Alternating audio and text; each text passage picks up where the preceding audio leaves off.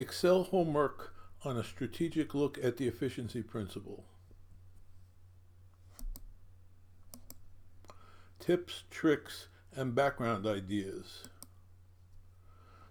Some reassurance. This one should be easier. Most of the questions are multiple choice. You don't need to use cell references for this assignment. One question wants a fraction as the answer. Don't write a decimal, write the fraction itself with equals before it, so treat it like it's a formula. The why behind the assignment, part 1. In the partial equilibrium approach, the competitive equilibrium maximizes the social surplus. In the general equilibrium approach, the competitive equilibrium allocation is Pareto optimal. In either approach, the assumption is lots of buyers and sellers, each small relative to the market. What happens when there are only a few agents who have some bargaining power? The why behind this assignment, part 2.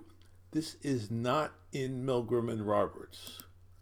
It first asks, is it necessary to write a legal contract or not? Then it asks, if the parties make a deal, is it legally binding? But there are costs to writing a contract, so let's model that. We get one answer if the contracting costs are not too great. Can anything else be done when the contracting costs are large? This leads to implicit contracts. The modeling approach. Biomatrix games are used for simplicity and ease of analysis, not for realism. The first game has a dominant strategy equilibrium, which is efficient. This is delightful if it ever really happens. The second game is a prisoner's dilemma. I hope this is familiar from other classes. The novelty is thinking of the contract as changing the payoffs in the game to make it like the first game.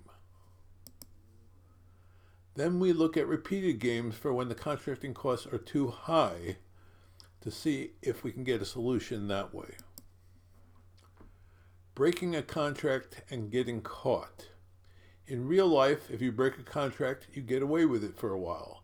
Then you get caught. When that happens may be random.